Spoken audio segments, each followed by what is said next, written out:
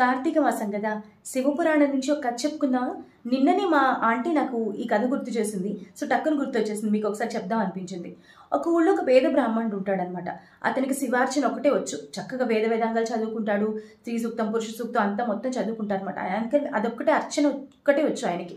అందుకని వెళ్ళి గుళ్ళో శివుడికి పూజ చేయడం, నిత్యార్చన చేసుకుంటూ ఏదో గడుపుకుంటూ ఉంటారు. ఆ పొద్దున్న లేస్తే ఆ వేదాలు అవి చదువుకుంటూ భార్య పిల్లల్ని పోషించుకోవడానికి అతనికి వేరే ఉపాధి తెలియదు. పాప ఆకలి దెప్పులతో కష్టపడుతూ ఉంటాడు. అయితే శివుడి కోసం ఒకరోజు ఆయన బాగా దండం పెట్టుకుని ఆయన ఒక తపస్సులాగా చేస్తున్న టైంలో శివుడు ప్రత్యక్షం అవుతాడు. అతన్ని మెచ్చంగానే, అయ్యా నాకు ఈ ఆకలి దప్పులు చాలా బాధగా ఉన్నాయి, కడుపు కాలిపోతుంది, నా పెళ్ళాం పిల్లల్ని పోషించుకోలేకపోతున్నాను, మీరు నాకు ఏదైనా ఇవ్వండి అయ్యా అనగానే శివుడు 3 గుప్పెళ్ళ విభూతి తీసి అతని చేతిలో పోస్తాడు. వెంటనే అంతర్ధానం అయిపోతాడు శివుడు. అంతే, అతని కళ్ళమ్మ నీళ్ళు వస్తాయి. నేను ఏ డబ్బో దశకమో బంగారమో ఆయన ఇస్తాడు, మాకు ఆకలి దప్పులు లేకుండా చేస్తాడని అనుకుంటే ఈయన విభూతి ఇచ్చాడా అని చెప్పి తీసుకెళ్లి దాన్ని నదిలో పడేస్తాడు.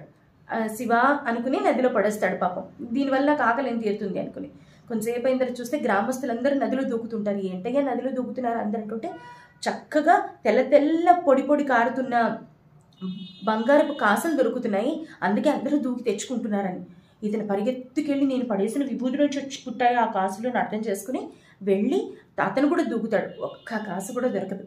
అంతే, దాంతో అయ్యయ్యో హతాశ చెంది అతను ఎంత పొరపాటు చేశాను, ఆ శివయ్యే వచ్చి నాకు విభూతి ఇస్తే విభూతిలోనే ఎన్ని ఉన్నాయని ఆలోచన చేయకుండా ఆయన ఎందుకు నాకు విభూతి ఇచ్చాడు, ఇందులో ఏమేమి ఉండి ఉండొచ్చు, ఆ శివయ్యే ఇచ్చాడు అంటే ఆలోచన చేయకుండా నేను తీసుకెళ్ళి పడేశానే, మనిషి బుద్ధి చూపించాను నేను. ఇంత అర్చన చేసేవాడికి నాకు ఈ పరమార్థం తట్టలేదేంటి, ఆయన కాళ్ళు పట్టుకున్నాక ఏది ఇచ్చినా అది అమృతమే అవుతుందని నేను ఎందుకు అర్థం చేసుకోలేదు అని బాధపడి చివరికి నాకు ఇంకేమీ వద్దు, ఆ ఈశ్వరుని దండం పెట్టుకుంటాను, ఆయన ప్రత్యక్షమైన ఏమీ అడగను అని అనుకుంటే మళ్ళీ ప్రత్యక్షం అవుతాడు శివుడు.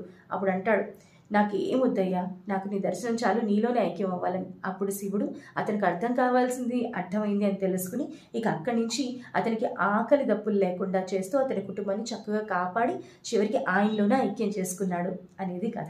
తెలుసా మీకు ఈ కథ? ఈ కథ వింటే మన జనరల్ లైఫ్కి మనం అన్వయించుకోవాల్సిన విషయం ఏదైనా మీకు అనిపిస్తోందా? ఏమనిపించిందో నాకు కామెంట్ చేసి చెప్పండి.